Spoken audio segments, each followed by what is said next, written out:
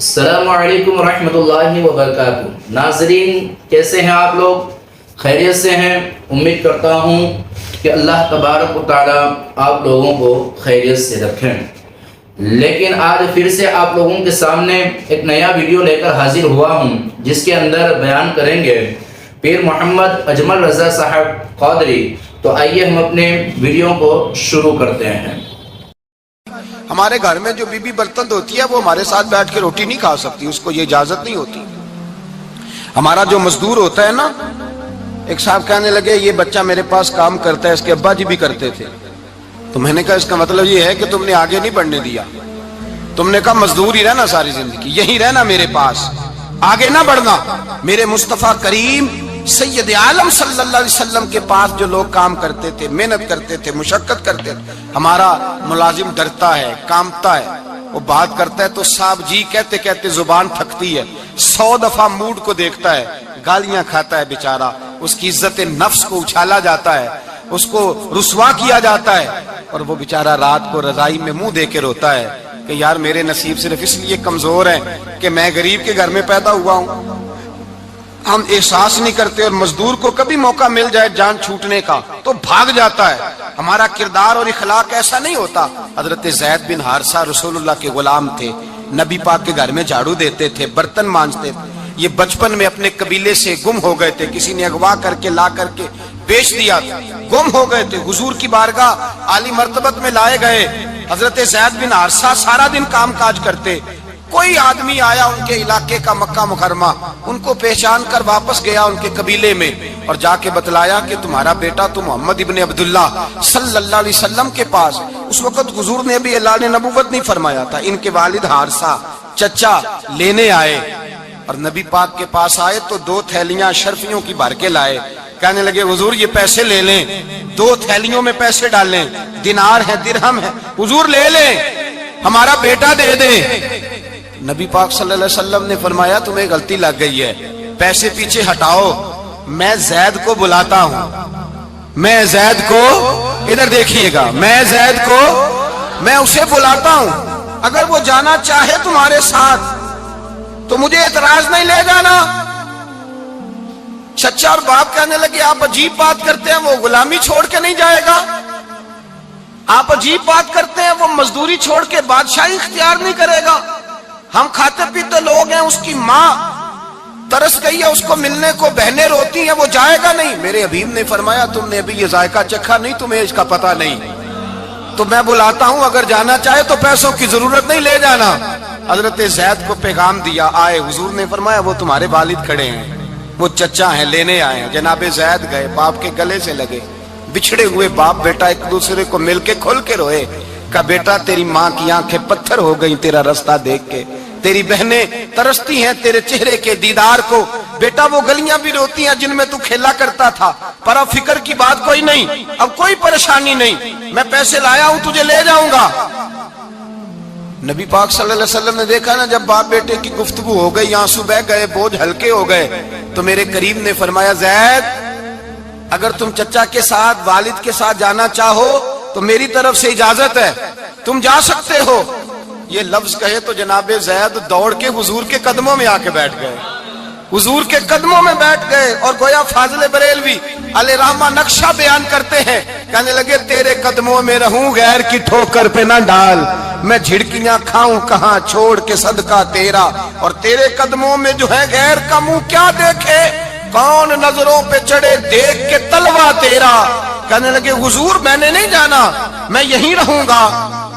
چچا اور باپ نے دیکھا تو کہنے لگے بیٹا تو غلامی چھوڑ کے نہیں جائے گا، تو ملازمت چھوڑ کے بادشاہی میں نہیں جائے گا۔ تو آپ کے والد کو آپ فرمانے لگے ابا جی ذرا 2 گھڑیاں یہاں رہ کے تو دیکھیں، یہاں 2 گھڑیاں رہ کے تو دیکھیں۔ فرمایا یہاں ملازموں کا وہ اعزاز ہے جو شہزادوں کا ہوا کرتا ہے، یہاں خادموں کی وہ عزت ہے، اور پتہ پھر ان کو مقام کیا ملا، یہ واحد شعبیاں جن کا نام اللہ نے قرآن پاک میں بیان فرمایا ہے، نام اللہ نے قرآن مجید میں بیان فرمایا۔ حضور کا اپنے غلاموں کے ساتھ جو تعلق تھا، اپنے ملازموں کے ساتھ جو رشتہ تھا، بڑا آدمی آتا ہے نا، بڑا آدمی تو لوگوں کی سانس سوکھ جاتے ہیں، اٹھ کے ملتے ہیں، بڑا کچھ کرتے ہیں۔ مزدور آتا ہے تو لوگ اوے کہہ کے پکارتے ہیں، इनको खबर ही नहीं कि इस शख्स का एजाज कितना है। हजरत अनस बिन मालिक रदी अल्लाह ताला अन्हु फरमाते हैं, मैं छोटा सा था, मेरी अम्मा मुझे हुजूर के घर छोड़ गई, मैंने 10 साल नौकरी की नबी पाक की। कितने साल बोलिए? 12वें दिन लोग कहते हैं बस भाई खत्म हो गया, अब फ्रैंकनेस हो गई है, अब जो मर्जी तेरे साथ करेंगे। 10 साल नौकरी की मैंने, लेकिन जनाब अनस फरमाते हैं नबी पाक ने कभी मुझे उफ तक भी नहीं कहा था, उफ तक भी नहीं कहा था, उफ तक भी। हुजूर ने भेजा, जाओ फला आदमी को बुला करके लाओ। हजरत अनस बिन मालिक रदी अल्लाह ताला अन्हु फरमाते, मैं बुलाने गया, बच्चा था छोटा सा, रास्ते में बच्चे खेल रहे थे तो मैं उनके साथ खेलने लगा, महव हो गया, मुझे पता ही ना चला वक्त का। हुजूर ने जब मुझे भेजा तो फरमाया जल्दी जाना और जल्दी आना। अब मुझे खबर ही नहीं, बड़ी देर हो गई। हुजूर वहां इंतजार कर करके खुद तशरीफ लाए। कहते जब नबी पाक आए तो मैं बच्चों के साथ खेल रहा था। हुजूर ने जब मुझे खेलते हुए देखा, मेरी अचानक नजर पड़ी तो मेरे होश उड़ गए। हुजूर ने तो कहा था जल्दी आना, और मैं यहाँ खेलने लगा, यहाँ इतना उलझा के मुझे ख्याल नहीं रहा किस काम आया हूँ। हजरत अनस फरमाते हैं मैं डरने लगा, जैसे जैसे हुजूर करीब आते मेरी टांगे कांपती। फरमाते हैं जब नबी पाक करीब आए तो कुर्बान जाऊं मासूमे आमिना के, फरमाते हैं हुजूर ने मेरी गर्दन पे थपकी दी और हुजूर ने हंस के फरमाया, ओ भाई लगता है तू खेल में गुम हुआ है, तो तुझे याद ही नहीं रहा मैंने किस काम भेजा था, तुझे याद ही नहीं रहा। कहा या रसूलल्लाह सल्लल्लाहु अलैहि वसल्लम मैं भूल गया था, मैं अभी जाता हूँ। क्या अंदाज है, क्या शफकत है, क्या रंग है। हुजूर मैं अभी गया और अभी आया। नबी पाक ने फरमाया नहीं यार तू खेल, मैं खुद ही चला जाता, तू खेल, यहां मैं खुद जाता। ये एजाज, ये फजीलत, ये दर्जा किसने जर्रों को उठाया और सहरा कर दिया, ये किसने कतरों को मिलाया और दरिया कर दिया, ये किसकी हिकमत ने यतीमों को किया दुर्रे यतीम और गुलामों को दुनिया भर का मौला कर दिया। ये किसने इतना, मेरे भाई मजदूर को हुजूर ने एजाज दिया। नबी पाक अपने हाथ से काम करने वाले के साथ उसने सुलूक करते, मोहब्बत करते, प्यार करते। एक बूढ़ी अम्मा थी जो मस्जिद में झाड़ू देने की मजदूरी करती थी। क्या काम करती थी? दुआ करें अल्लाह हम सबको मस्जिद की सफाई की तौफीक अता फरमाए।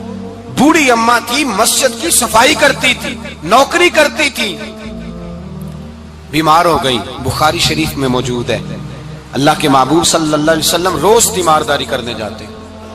एक वक्त ऐसा आया कि दिन में 2 मरतबा हुजूर तीमारदारी करने जाते।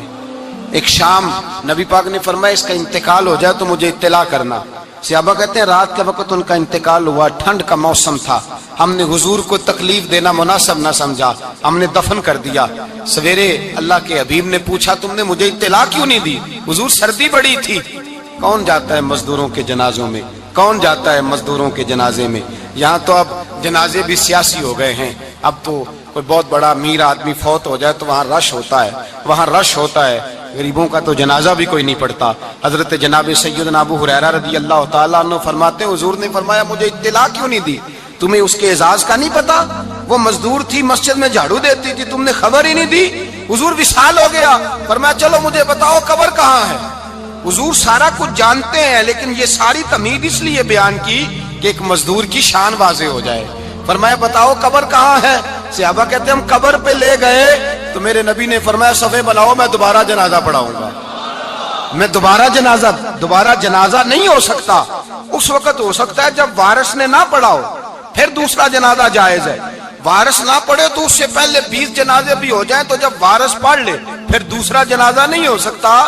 हुजूर ने दूसरा जनाजा इसलिए पढ़ा है कि हुजूर अपनी सारी उम्मत के वारिस हैं, नबी पाक सारी उम्मत के वारिस हैं। फरमाया पर बनाओ सफे, मैं जनाजा पढ़ाता हूँ। मजदूर को एजाज दिया, प्यार किया।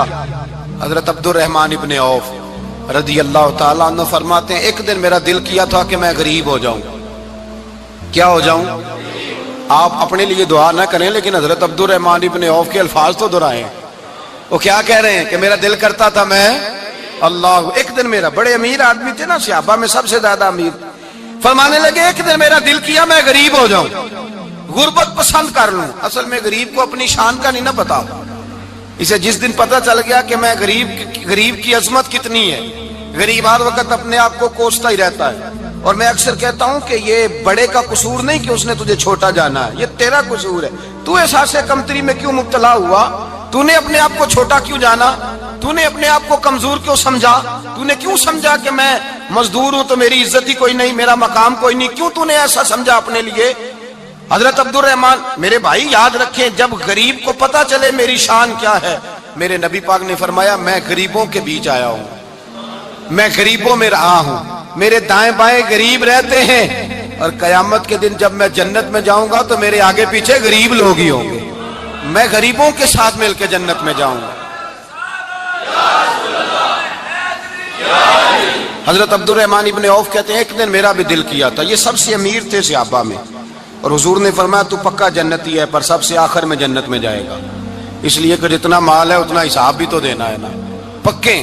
حضرت عبد الرحمن ابن عوف کہتے ہیں ایک دیہڑے دل کیا تھا کہ میں ماڑا ہوتا، میں غریب ہوتا،